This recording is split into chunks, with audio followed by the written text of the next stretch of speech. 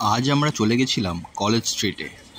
উপলক্ষ নিজের বোনের বিয়ের কার্ড ছাপাতে দেওয়া। শিয়ালদা থেকে কলেজ স্ট্রিট অভিমুখে হাঁটা দিলে কলেজ স্ট্রিট ঢোকার একটু আগেই এই এরিয়াটা পাওয়া যাবে, যেখানে প্রচুর কার্ডের দোকানের ছড়াছড়ি। সেই মতো আমরা হাঁটা শুরু করলাম যে কোন দোকানে ঢোকা যায়, কারণ এখানে কয়েকটা দোকান আছে যেগুলো ওভার প্রাইসড, মানে যাকে বলে গলাটা ঘচাং ফু করে দেওয়া।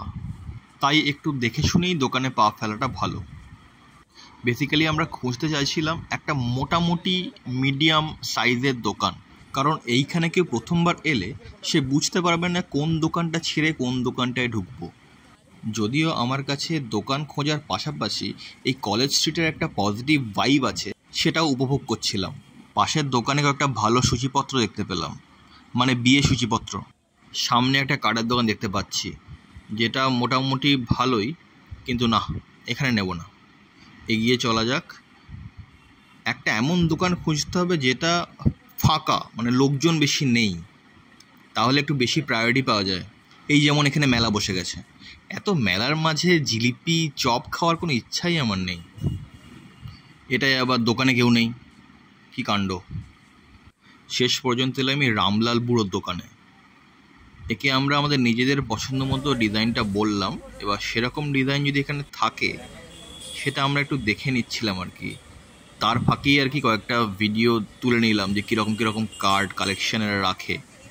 কার্ড কালেকশান এমনিতে সুন্দর, কিন্তু যেই রকম ডিজাইন আমরা চাইছি, মানে ডিজিটাল প্রিন্টের উপর কার্ড কিছু, সেইগুলো ঠিক এখানে পেলাম না।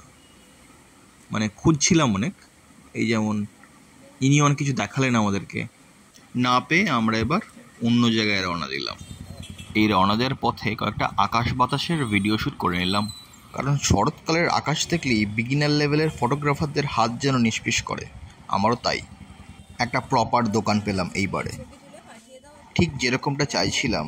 ডিজিটাল প্রিন্টের ওপর কয়েকটা সুন্দর সুন্দর কার্ড, তার বেশ ভালো ভালো কালেকশান এই দোকানে আছে। আরও কয়েকটা স্যাম্পেলের ভিডিও তুলে রাখলাম, যদি কেউ আসেন তাহলে একটু সুবিধা হবে। যা যা কার্ড ছিল তার মাঝে আমাদের এই কার্ডটা খুব পছন্দ হয়েছে, এটা 3টে পেয়ে যাচ্ছে, বেশ ভালো কার্ডটা, তো আমরা এটাই ফাইনাল করে দিলাম।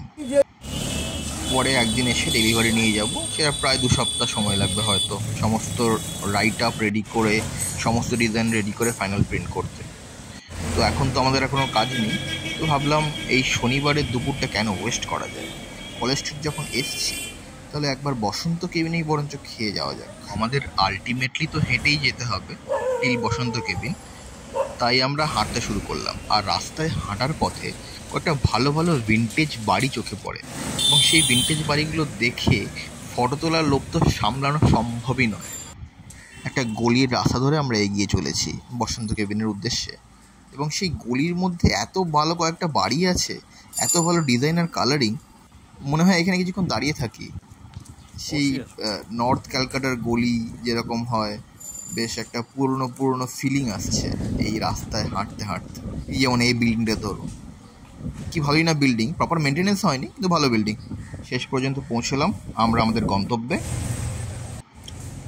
দেখি কি খাবার আছে, খুব খিদে পেয়েছে, কিছু একটা খেয়ে তাড়াতাড়ি ব্যাক করে যাব নিজেদের বাড়িতে। এনাকে জিজ্ঞেস করায় ইনি বললেন যে আজকে চিকেন একদম শেষ হয়ে গেছে। তো আমরা মেনু কার্ডটা একবার দেখে নিলাম, এবং মেনু কার্ডটা দেখে আমরা ঠিক করলাম যে একটা চিকেন কবিরাজি আর 2টো ফিশ থালি আমরা অর্ডার করব। সার্ভিস খুবই ফাস্ট এবং টেস্টও একদম লাজবাব।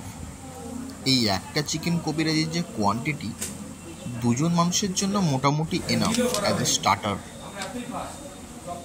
সেই মতো চিকেন কবিরাজি প্রপার সদগতি করে মাছ ভাত খেয়ে আমরা পেট ঠান্ডা করব।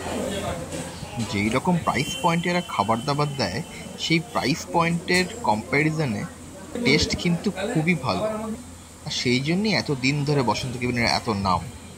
তো যথারীতি আমরা খাওয়া দাওয়া শেষ করে বাড়ি ফেরার পালা। আবার দেখা হবে পরের ভিডিওতে। Thank you so much for watching.